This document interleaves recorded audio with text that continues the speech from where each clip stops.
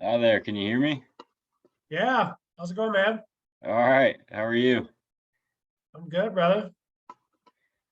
My one of my kids is going to go to grandma's for a sleepover, so I thought if I could get on earlier, then I could drive her over there. So Right yeah, on.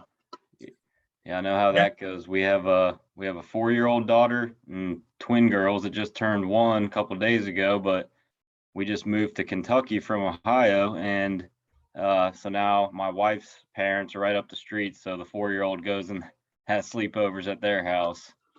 Oh, that's a blessing. Yeah, to do that. All right, that's cool, man. So twin 1-year-olds and a 4-year-old, you said? Yep, 3 girls. Wow. It was kind of crazy having uh those age of girls or those age of kids with twins from that testimonial. I forget her name in your seminar. The woman Oh, was, Tammy. Yeah. yeah, she was a teacher. I think she was a teacher and then turned stay-at-home mom, or maybe she was just a stay-at-home mom. But my wife stopped teaching to stay at home once we had the twins, and now we're kind of embarking on the same journey as her. It was a little eerie hearing her story, how it aligned up with where we're at in life. Wow, dude, that's like identical. Yeah, Yeah. crazy. And then you said you guys just moved to Kentucky? Yeah, so we were living in Columbus, Ohio. I'm from Ohio, Okay. and had an opportunity to transfer my job closer to my in-laws. So we took it, and we've been here in Kentucky, just south of Lexington, since last October. Okay, I gotcha. That's cool. I just had somebody asking me. I'm just looking at my Google Maps here. So just south of Lexington. Richmond is the name of the city we live in. How far are you from, would you say you are from St. Louis? Oh, I'd have to map it. I'm really not sure. Okay. Oh, I see Richmond here, south of Lexington. And where'd you say you were again? Sorry, Lexington? Richmond, which is just south of Lexington. Oh, south of Lexington. Okay. Uh, let me see here once. I'm just curious. Is that Funny, where I you're just at, St. Louis? no, one of my franchises in Georgia. Oh, that's quite a ways away. One of my franchises in Georgia, she does a lot with NASCAR and stuff.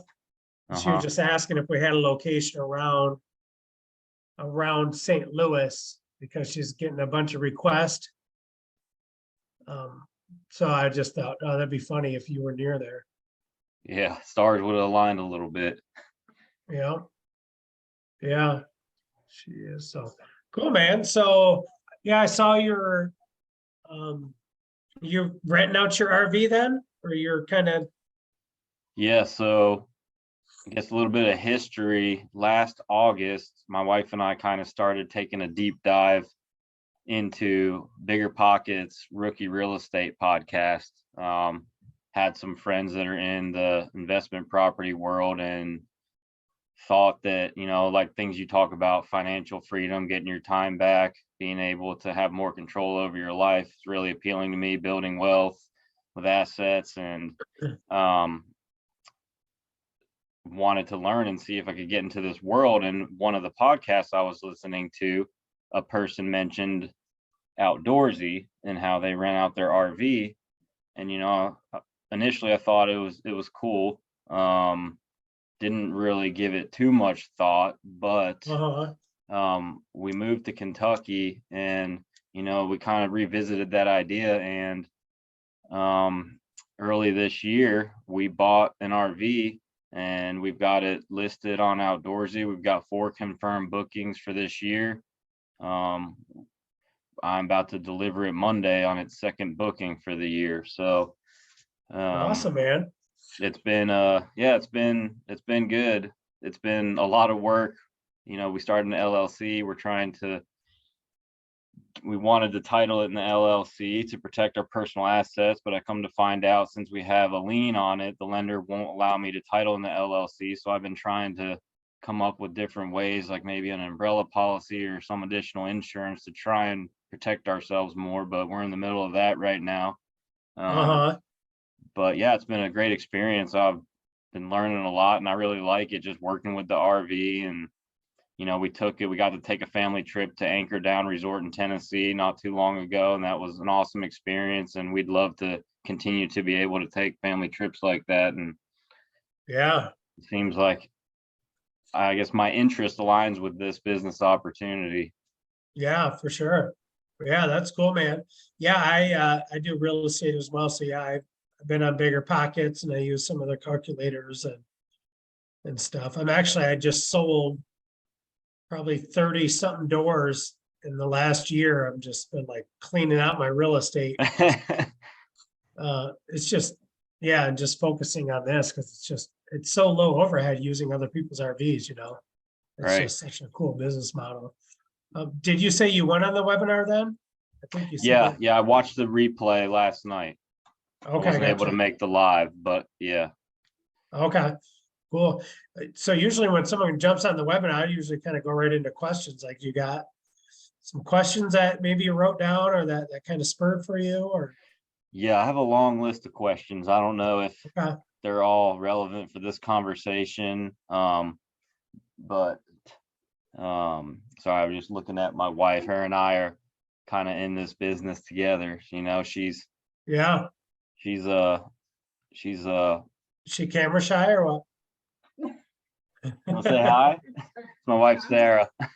Hi. Taking care of babies. Hey, Sarah. Yeah, hi. I was just coming in to grab something. Nice to meet you. Yeah, you too. Yeah, we've been making a good team so far with her strengths and mine. So Good for you, but man. There's nothing I better to guess- build a marriage than running a business together. Tell you right, what. right. Having that buy-in on both parties is critical, I think. Yeah. But so I mean, I guess I don't know where to start. I have a whole lot of questions. Like, first one I wrote down was market research for our territory. Uh-huh. Do you guys assist with that, or is that entirely on us? As far as for like figuring out like your nightly rental rates and stuff like that, or I guess more in general, as far as, you know, what you've seen in the areas that franchises have started and how successful they've been. You know, how do those areas and demand and, you know, proximity to campsites and other various places to use the RVs, how does that relate to the success of the franchises? You know, I mean, so far I feel like we're doing well. I made a list of comps off of Outdoorsy for similar units to ours, and that's how we set our pricing. uh-huh. And you know, we seem to be in a good spot, you know, always tweaking, always to improve. But for just starting to have the inquiries and 4 bookings so far on the year, I feel like we're in a good spot. And have an idea on how to determine, like you said, nightly rates and add-ons and other things like that and Mhm. fees. So I guess my question is more broad, like, if I just handed you the money for the franchise without doing any research myself, would you guys look at it and say, hey, this might not be a good idea where you live, or based on what we know about your territory? Like, do you guys, because I know, like you said, part of this interview is to make sure that I'd be a good fit for your franchise. So I don't think Mhm. you're going to want to start a franchise in a territory that you see as not having a lot of potential. So Yeah. Yeah, you know, it's pretty rare that we come into a territory where there's not the potential because camping is just so common and it's just everywhere. So usually it's just a couple things that we would do with you is do a Google search, you know, from your computer because it's based off your location of campgrounds, see how many show up within a 20-mile radius, you know. Same deal for like storage lots. Do a search, see how many show up. You probably already have noticed since you've gotten into this, like you're driving down the road, you're like, oh, RV, storage Yeah. lot, you know.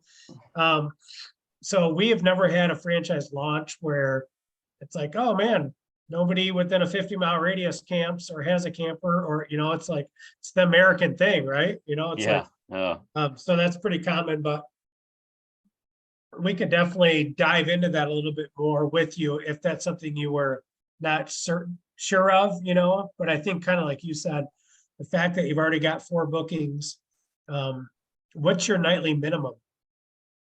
four nights, or it might 4 be nights? 3 nights, actually. I think it's 3 nights. We made it 3 nights in case people want to do, like just a weekend, Friday, Saturday, Sunday Okay. type deal, or Thursday, Friday, Saturday. Okay, so that's one of the things that I'm very strong on is at least in the summertime when school's out, at least a 5 to 7 night minimum. Okay, And a lot of people don't think about that, but really you're picking kind of like who I'm picking, who I want to work with as a franchise. You're picking who you want to work with as a renter. So who do you want? Do you want somebody who last minute decides to go camping for the weekend? Or do you want mom who this is what they do every summer with their friends and they rent a camper for 5 to 7 days? And she literally has every detail worked out and she's asking you, hey, what's the length of the bed and what's the width of the bed? And can you tell me like how far does the door swing? Because I want to put a crib in this, like, you want the mom that's like literally planning this family summer trip out because this is like their getaway for the summer, you yeah, know? absolutely. So if you have the higher minimums, that's the avatar that you're gonna attract. And two, you're gonna end up making more money and you're gonna end up doing less work because say it only goes out twice a month, but it goes out for 5 to 7 days. Well, it's actually going out for more days than if it was to go out every weekend. And it's half the deliveries and pickups for you. So it literally just flips the math on its head. It's like, whoa, you know, it's kind of like in Bigger Pockets, how they teach little things you can do to, well, make sure you have a pet fee on there and make sure you do this and that, make sure your renters have renters insurance, the little tweaks that you learn in an industry niche that just totally, you know, so like our franchise wide, you know, we have hundreds of RVs around the nation. Our average booking, like if we look at our software, our average booking is 6 nights Okay, upon thousands of bookings a year. And our average booking amount is about $1,800. okay. Yeah, and our thought process was just starting out, we didn't want to deter any type of rental just to make sure, you know, we could get hits, but that logic may not have really mattered, you know, because with the longer minimums, we could get as many inquiries, just different types of high quality inquiries. So Yeah, and that's just human nature, you know, we try to avoid pain. So we're like, oh man, if we put this up and it doesn't rent, we don't want to lose out on renters. And kind of like your first question, right? Like, so is this going to work in my area? You know, you think my area is like the area it's not going to work and every other area does? Yeah, It's just that fear of the unknown, right? And that's why many people don't step into the entrepreneurial journey. It's that fear of what if I don't have what it takes? What if my Yep. area isn't the area? What if the internal, external factors stop me from being the success story and I fail my wife and my 3 small daughters, you know, it's a lot of exactly. pressure, right? Yeah, You know, I get it, bro. Yep. I've been there, man. yeah, yeah. Your story was pretty cool. The first half of your presentation, uh, I appreciate all your values that you set out. You know, well, we were able to relate to you there, us being Christians, and you know, Awesome. doing our best to make it to church and raise our daughters in a Christian household and part of a life group, and just having that Yeah. foundation is really important to us. So I really appreciated where you're coming from, and I was shocked to hear that you lost your job for being outward about your religious beliefs. Yeah. Yeah. Actually, I got saved there in 2003. Hang on a second here. Yeah, bud. Yep. You guys can. Yeah. That's actually where I got saved, was at that job. A guy that was witnessing to me literally led me to the Lord at the time clock. I prayed with him at the time clock. So they literally saw me I was doing you know, I was way down the wrong path. They saw the changes happen in me like overnight. So literally I became like a laborer. And then within several years, I was managing 40 guys. Like they saw the whole transformation of, yeah, it just took, but you know, I look at it as one of my big sayings is, I don't know, can you see the wall behind me where it says life happens for you? I can't read it, but I see it. Okay. Yeah, that's one of my favorite sayings is life doesn't happen to you, because I could have been a victim of that. Oh my gosh, Right. I'm a martyr, you know, I got persecuted for my faith. I guess a martyr is if you get killed. And but it was life happening for me. I just look at that in hindsight as God kicking me out of the boat saying, dude, you're an entrepreneur, like Yep. settle and make somebody else rich, and so it was all a blessing in disguise. Yeah. My wife didn't think so because literally we had been trying to have our first for 6 months with no luck. And right after I got fired, she found out she was pregnant. And then that wasn't when the crash happened in 2008. So like we lost our rent. I had a house, she had a house, like everything, but Yeah, it all worked that, out. It was all, that, God used it all. that'd be a lot of weight on your shoulders all at once. I'm happy to hear that you came out of it.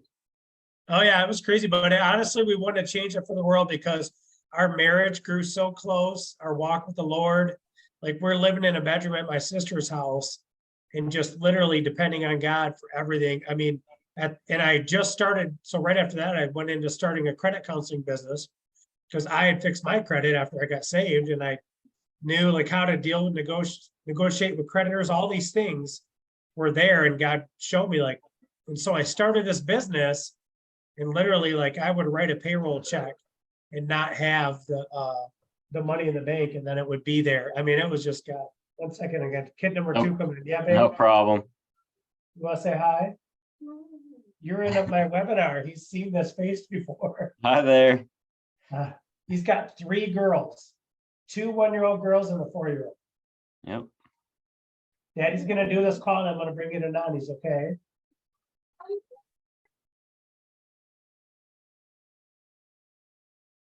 Come watch my TV for a little bit. Okay, shut my office door, please.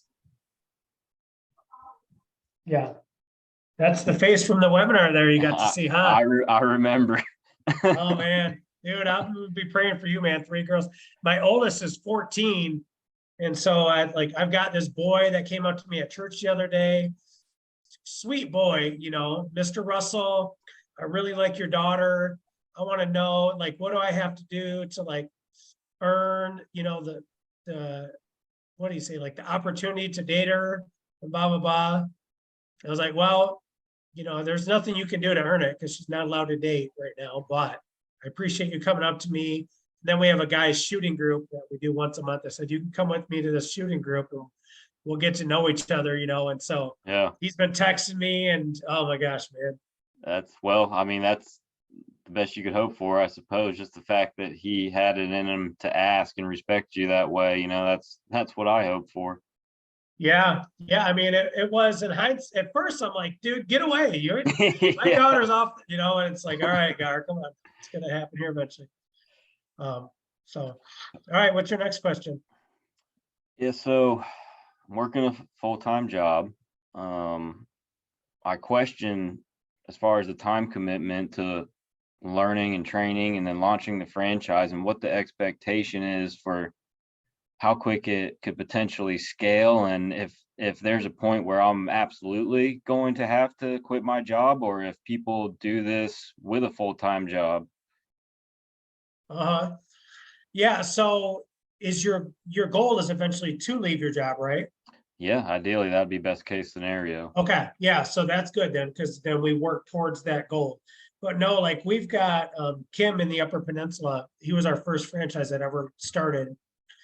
He works 60 hours a week as a prison guard, and he's got fellow prison guards and buddies through his, community and work and stuff that do a lot of the driving around for him and help with the cleaning and this and that.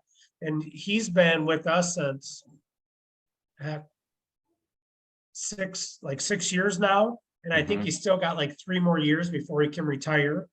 So Okay. yeah, it definitely can be done. And then we got Dathan in Alabama. He works for the fire department and trains guys and stuff like that. He's been with us probably about 4 years. His branch is at the point where he could quit if he wanted, but again, he's got a bunch of firefighters from work that help him with logistics and so Yes. we can definitely help you with putting like cleaners, drivers, stuff like that in place. We have the tools and resources to help you to train them and all that kind of stuff. Uh-huh. But if the goal is to eventually work yourself out of a job, I mean, you could literally do that within a year max. I mean, maybe even faster. It's not hard to, like Stacy that you might have heard her testimony on Garth and Yep. Christina and Matt, they were both full-time corporate jobs, and within the first year, they were doing 6 figures, replaced their incomes, and were doing this. Wow. It's really up to you how fast you would go. Okay. So am I the first inquiry from Kentucky? Yeah, I don't think we have any franchises in Kentucky right now. And that not are- on actually, your, that's a- Yeah, not on your website. I looked at all your locations and nothing in Kentucky. So I don't know if you have anything in the works or what, but No, it I don't seems think like- we have any franchises in Kentucky. One second here, let me look to see what we have. Because depending on the state, we have different rules though that we have to go by. Uh-huh. So let me look to see for Kentucky. Some states are like registration states, some states are like filing states. There's all these different rules. And let me see where Kentucky falls on that. So the rules you're talking about affect taxes? Is that what you're No, saying? it affects us as with a franchise offering because we're regulated by the Federal Trade Commission and there's all these rules that, we're under to make sure that basically we're not like a multi-level marketing scam, stuff like, they just have all these rules they created because years gotcha. ago, when franchising first started, people would offer franchise opportunities, collect that, initial fee, then they wouldn't have much as far as support, this or that. Yeah. But then all this regulation came into place. So one second here, I'm just pulling it up on this Okay. website here that my attorney has.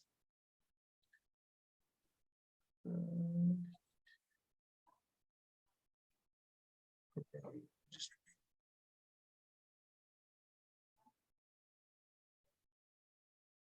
Non-registrations. This is weird, like I don't see Kentucky under any of the categories. Am I going cuckoo here? Kentucky's the name of the state, right? Oh, Kentucky right here. Filing state. Okay, so a filing state is one that requires the franchisor, which is me, to file and pay a fee, but does not require me to submit the documents or seek approval to sell like a registration. Okay. So Kentucky is, oh, that's funny. The filing fee is $0. Yeah, nice. So I just have to file in Kentucky. So yeah, so you're good. Okay. Yep. Like California, we started that process a while. That's like a 2-year process to get set up to sell in Oh California. my gosh. It's crazy. Sounds like a nightmare. Yeah. I've Yeah, never we been went to- out there. We've been, when we were traveling the country, one of our stops, like the first winter when we were traveling, you just think of these random things you want to do. And that was one of my first random ideas. I'm like, I want to eat at the original KFC in Kentucky. Like that's one of my goals. So like we rolled in there, like it was like 9 at night. Like the kids are all sleeping in the RV. It's dark. I go in, get a bucket of chicken. I kind of look around at like the little memorabilia and the little side thing they have set up, where you can see. It was funny. That's awesome. All right, go ahead. Let's see. Have you ever had a franchise startup or attempt to start up that failed? Yeah, we've had some franchises that have started and stopped. Yep. The main reason why a franchise would fail is you're scared to talk to people. Because I've had a couple guys that signed up that literally like super smart, analytical. They did their spreadsheets. I'm like, Yeah. wow, you know more about my business than I do. They like did all the forecasting. They like contacted RV Share Outdoorsy, like got on the phone with people that like, how do you get that person on the phone? Yeah. And then they signed up and then they just like literally were scared to start asking people about, hey, can I rent your RV out for you? Is that, or people that sign up and they just didn't do the work. And honestly, that's one of the reasons why our franchise fee is what it is now. Like I've raised it Yeah. because when you've got skin in the game, even if you do have a fear of talking to people, you're going to quickly overcome that because you Right. either cut me a check in full for the franchise, or you have a monthly payment that you're paying us for the franchise, that fear is quickly going to be overcome. And that's something that is one of my strong suits of helping people with that, is that kind of stuff, is mindset, motivation, and, overcoming that. Like I could tell, like all your questions you're asking me, they're all fear-based. They're like, dude, Yeah. can I do this? Do I have right? You're really, what you're asking me is like, you're really asking yourself, like, hey, do I have what it takes to do this? Yeah. Um, There's been times in my life where I've jumped into something without analyzing, and then like, well, why didn't I think of that? So now I've like totally gone to the opposite end of the spectrum, and I overanalyze everything. So yeah, I think it can be a strong suit, but you have to make sure you don't get paralysis by analysis, and don't what if yourself to death. And sometimes Yeah. you just gotta to have faith and exactly. convince It's, yourself that you've done enough research and have enough base understanding to take a chance, take a risk. yeah, you're right. It comes to a point where it's faith over fear of just, and too, that is the cool thing about franchising. And that's like, literally, I was content with my business. We're traveling the country. I own a bunch of real estate. I ended up owning a couple RV repair shops. Like I had income coming in from everywhere. And right after COVID, God spoke to me clearly and he said, it's time to get off your butt and franchise. Like, and now it's crazy, like doing these webinars and seeing the testimonials from our franchisees and like interviewing them. Like, it's like humbling. Like it brings me to tears sometimes, like, wow, God, this is why. It's to encourage other people to come, like take that step, come up, you can do it. And it's just, it's, and that's one of the things, like, it's okay to be scared. It's okay to have the fear and the doubts, but it's not okay to not take action in whatever you do, whether it's with Right. us or whatever, and that's one of the reasons why too, now I just don't let people sign up like we used to, because people would fail, or they would come on board, they wouldn't do what they were coached to do. And so they weren't teachable. Yeah. And the values and morals didn't line up. So I've done a lot of work over the last year to really hone in, like, this is who I'm serving.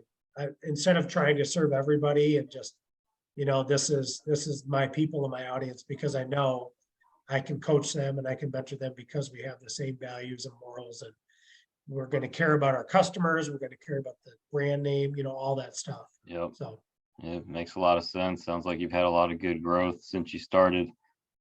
yeah. And the franchise, that's the beauty of a franchise. It's everything is there. So all the coaching and everything is all there. It's in place. So it's literally, it's me that's how many ever 10, 20 steps ahead of you saying, oh, here's your next step. Here's your next Yeah. step.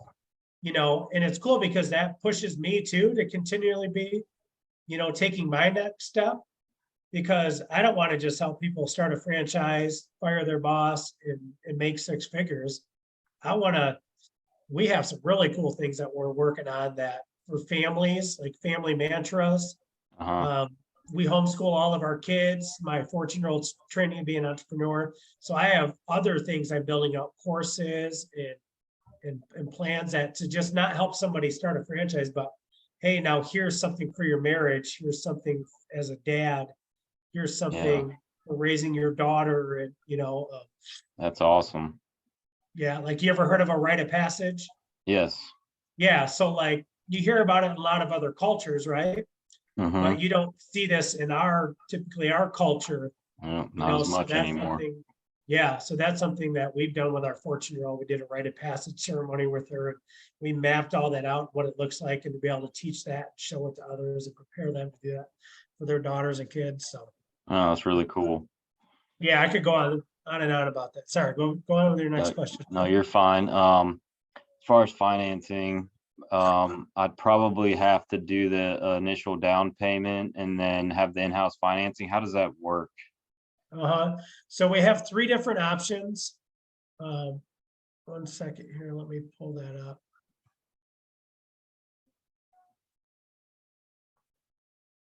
So there's three options. So there's the pay in full, which is a one-time fee. You get a 10% discount, that's 45 grand.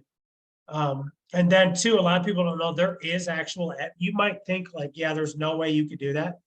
But there is avenues out there, like if you have a retirement account, SBA loans, there is avenues. So if you have good credit, if you have retirement, stuff like that, there is avenues to get that money at good rates. The other second option is the half down. So you put down 25K, you finance the rest at 5% interest for 24 months. So that comes out to about $1,100 a month. And then the third option, which is the one that's on the webinar there, it's the 9,950 down. And then it's broken into 24 months of payments. So that's 1,800 a month for 24 months. Okay. What was that monthly number? 1,124 On the, on the 9,900. that's 1,831. 1,830. Yeah. Okay. And that's 8% APR. And we have like brokers and stuff that we work with. So like I said, depending on credit, this, that, equity in a home, retirement. Okay. There's a lot of options out there for money that people typically don't know about. I mean, you might know about some if you've been researching real estate and bigger pockets and stuff, is there is money out there, you know? Yeah. I mean, HELOCs and private lenders, and I've never heard of that. What is it? S something A you mentioned? SPA? Yeah, there's the SBA, the Small Business Association loans. SBA. Okay. One that I use a lot in real estate that I think is phenomenal is I've got older friends and family that what they do is they'll take their retirement account that honestly is not doing them that good. They roll it into what's called a self-directed Roth IRA. So basically it gives them checkbook control. So like they're writing their investments. So if you had a family member or relative friend, you know, that's retired or has a larger amount of their retirement, they could literally roll that money into that Roth IRA, invest into your LLC. So they literally get a checkbook, they cut a check to you and invest. They could be a partner, they could get, you know, a percentage payback. There's many ways you guys could structure that. They just can't physically do any of the work. They can't, you know, kind of like in bigger pockets, you're like, yeah, you can't screw in the light bulb or this or that if you're doing the self-directed Roth IRA.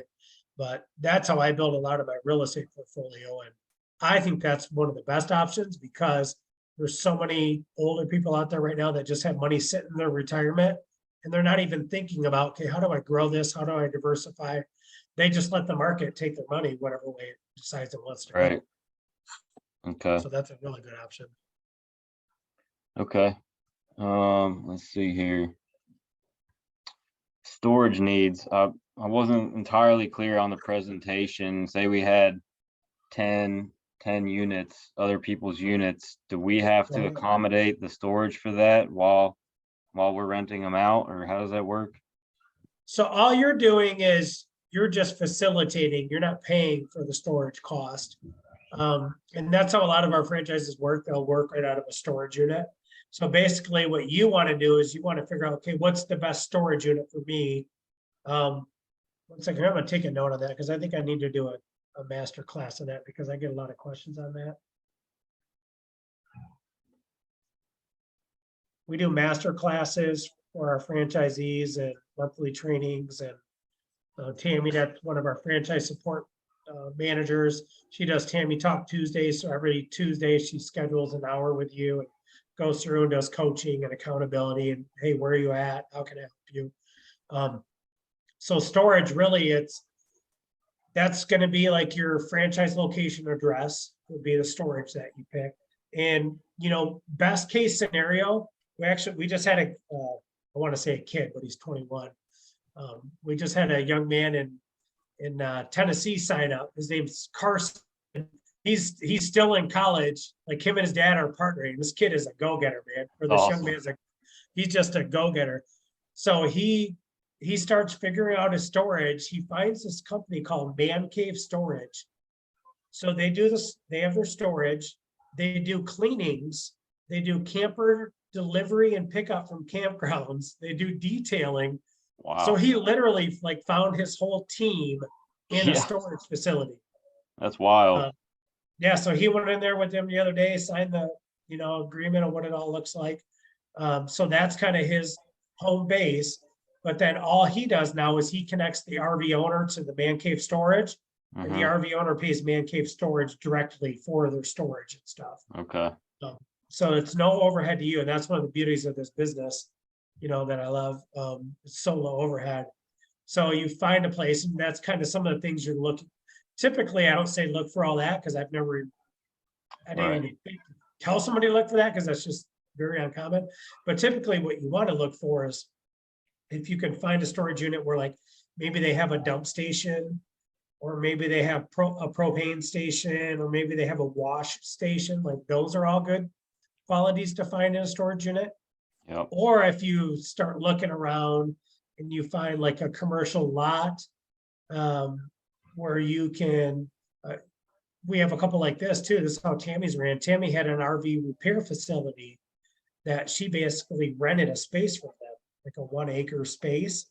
It Mhm. probably was 1 acre. Well, no, she had about 30 units, maybe it was a 1 acre space. She just paid them a monthly fee for that whole space. And then she turned around and charged the owners storage. So she made money on that.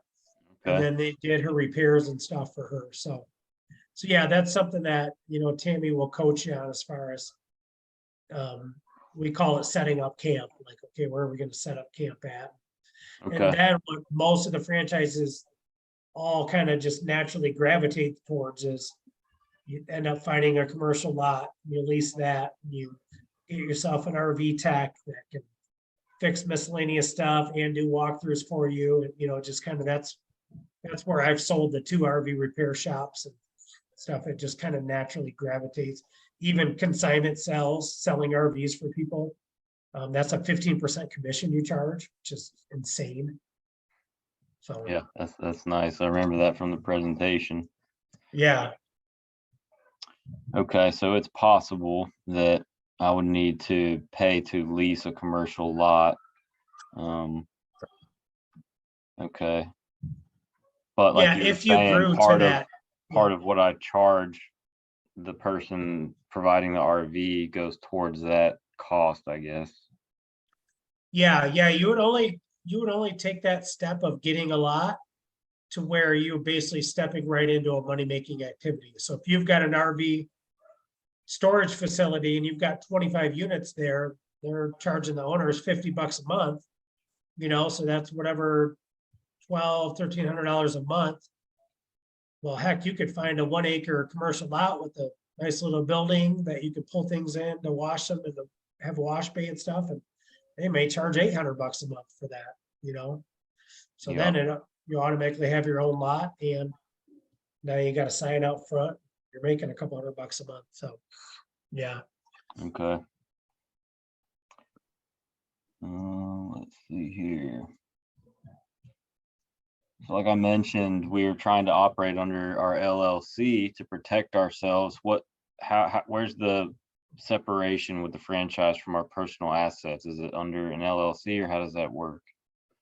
Yeah, so the way that it works basically is, first of all, we have liability coverage on top of the platforms that we have for our franchisees. So that's an umbrella that you fall under. So say you go to do like a corporate event or something, they need 15 RVs and you're going to facilitate that for them. A lot of times they'll say, okay, do you have a insurance rider, or do you have I'm trying to think what it's called, certificate of liability?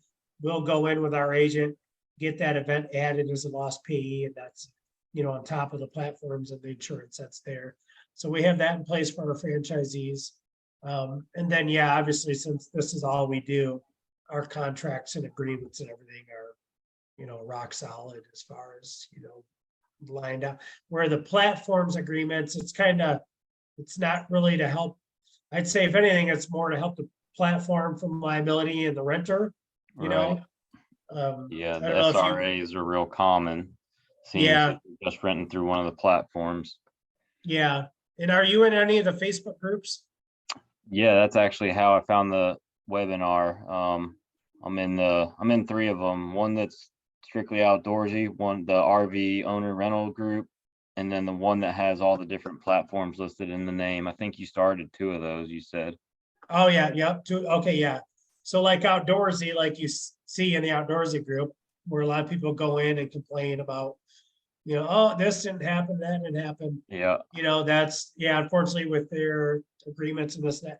The cool thing about us being like, literally being their number one customer, is we have dedicated reps. So I can literally send my RV share rep a text and say, hey, this claim, we're having an issue. Like, get it handled, please. And All right. they'll get it handled. Actually, we had over the winter outdoorsy reached out to Jen in our office, said, hey, Jen, you got any claims that are just outstanding and issues with them, Nice. blah, blah, blah. And she messaged him, yeah, we have a couple interior damage and this and that. I don't know if I should be saying this because I record these and show, but he's like, hey, yeah, I went through and checked them. But see, the thing is this is what we do. So like the app that you have access to with us, the app for your walkthroughs and inspections literally tells you, take a picture of the front tire. You snap it and puts it in there. So when we start a claim with Outdoorsy, RV Share, whoever, when we send our documentation, it's airtight. Yep. I mean, everything is right there, timestamp, pictures, all digital, it's all approved by all their underwriters. So it's like, there's very little gray area as far as, things falling through the cracks. Okay. Let's see here.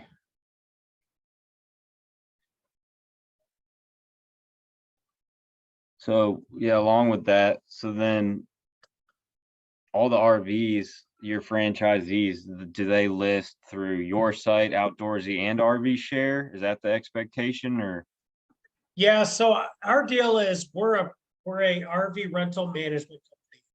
So that's our niche. That's our lane that we stay in. So we have corporate agreements, with the platforms where we obviously, once a renter comes in, then we're retargeting them, we're emailing them, we're sending them promotions. We're trying to have them rebook directly through us. But we're not, if you go and Google, RV rental, you're not going to see RV Share, Outdoorsy, and then Fireside showed up in the Google paid ads, because they literally spend millions of dollars a month, Yeah. on their marketing. So we put agreements with them in place early off to where they spend the marketing dollars. That's their niche. Our niche is RV rental management, and we work together. So like one of the benefits of being a franchisee with us is it doesn't matter where the booking comes from, your platform fee is 15% across the board. So if you probably know, like you go on RV Share, it's 25% pay. Yep. So you automatically have a 10% deduction by being one of our franchisees, plus the extra liability insurance and all that kind of stuff. Yep. And then we have our royalty fee. The royalty fee is 9%. So you literally have all the value of our nationwide trademarking and support systems, process, all that stuff, and the platform discount. So you're literally paying 1% less than you would pay RV Share, and you have all the value that you have. Okay.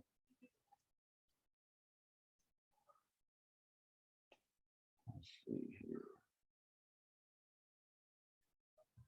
So in Kentucky, it gets pretty cold and icy in the winter. I mean, I guess we would expect to operate as seasonal. And I see some of the franchises are in colder parts of the country than I'm in. So, I mean, expectations for success for a franchise that can operate year round versus where I'm at in Kentucky, what should my expectations be there? So that really comes down to how much you want to earn, so what we say is you're typically going to make about $300 to $500 per week per unit that it's rented. So travel trailer, on the lower end, RV on the higher end, and that's just based off the nightly rental. So we coach you on add-ons and all that kind of stuff. There's so many add-ons that we have that we can train you on that. You literally can make more on an add-on on a rental than you could on a rental sometimes. It's crazy. What people will spend when they're going on vacation, right? Yep. So then you just do that math. So you say, okay, the average rental is about $400. Say I can make about $200 on add-ons, so that's 600 a week that it's rented. Well, what's my income goal? You know, I want to make 120 grand a year. Okay, then how many units do I need to do that? You know, like Garth and Stacy, they were doing 6 figures a year in New York, which, you know, once winter hits, and Yeah. they're shut down, Okay. that was the same for me. I was in Michigan when I started this. So that's why we started RVing around the country, because we would just have our super hard 5 months of work, Mhm. and then we would travel around. Then got to the point where we built the team, and then we were just traveling year round. So yeah, it just comes down to your goals. The only thing that we require of a franchisee is we like to see that you scale to at least 10 units. Okay. And what That's what time our frame? franchise agreement says, is within 1 year, we want to see you have at least 10 units. If you Okay. don't, it basically just says, well, then we're going to have a conversation to see why you don't, Okay. All right. I guess we can leave one more question I have about the industry. I mean, what are your industry projections 5, 10, 20 years out? I mean, you see it increasing, or what kind of research have you done there? Yeah, so that's the cool thing about this industry is the art. I've been blessed to meet lots of people. So like, I've been to conferences in Vegas with, have you heard of MBA insurance for this industry? Yeah, that's who insures our campers, Okay. actually. Yeah, yeah. So I literally have been at their rental schools several times in Vegas. I met the founder. He started this industry the year I was born in 1978. The rental. Nice. That's why I always remember it. This cool old guy, and when this industry started, it was dealerships. That was part of their business model, was renting RVs. Well, then dealerships decided, man, we make a lot of money in service, we make a lot of money in warranties, this and that, and maybe us renting RVs, we're not selling as many RVs. So dealerships left the industry, a lot of them, not all of them. A lot of dealerships left the industry, and then it's like you were left with Cruise America and a couple dealerships until 2013, RV Share hits the scene, and all of a sudden, there's tens of thousands of RVs for rent now across the nation. So it literally, it happened so fast that I was at an MBA conference in 2019 in Vegas, and RV Share was there because MBA Insurance was offering the insurance for RV Share users. So they were there sharing about RV Share. And then the dealers were there that were part of this rental school. It was really weird. Like, they're bashing RV Share. Like, it was just, and really the reason why they were so upset is because the peer-to-peer came in so fast that, like, the dealer industry couldn't like jump back in quick enough when they saw, oh man, there's a huge demand here now that we've left. So the demand has been there since the 70s. I don't think it's going anywhere. If you go on probably even bigger pockets, if you go on there or you research like the commercial real estate industry and campgrounds being built, or you go into like the Facebook groups where you can buy a campground. Yeah. Like, the prices are through the roof. Campgrounds are being built everywhere. So it's like saying, well, how long do you think football will be popular in America? Like, it's Right. just, that's one of the things we do, right? Is we camp, Yeah. Yeah. And the cool thing about camping too is it's like for all classes. Like, you can go to a campground and somebody's there in a tent. You can go to a campground, somebody's there, they don't even have a tent, so they rent a cabin. You can go to a campground, somebody's there in $1 million Prevost. It's like all the different levels, which Bigger Pocket teaches about, right? Your different classes of rental properties, your Yep. A's, B's, C's. It's like when economic fall or hardship or something hits, what happens with rental properties, there's still a demand, it's just your people shift. So Yep. your class A's might move in, your class B's might move, it's like the people are still there, it's just they're moving. So like, even during COVID, all of a sudden it's like, hey, you can't even do this, all these things all of a sudden. But the demand, it was like this it was like this couple weeks shock. I laid off all my staff actually, because I was on Facebook and I saw Jeff Cavins, the founder of Outdoorsy, shared an article that said top things CEOs wish they would have done in 2008. And the first thing it said is they wish they would have laid off staff sooner. Because they just, oh no, this will be over in a month or two, this or that. And all these companies kept staff on, and kept them on, and kept. Then all of a sudden they all start going out of business because they, the overhead was too much. So I laid off all my staff, and literally the shock of COVID after a couple of weeks, and then the RV space found where it fit in and what happened. We started what happened. The first thing that happened was I had a power plant company in Michigan message me.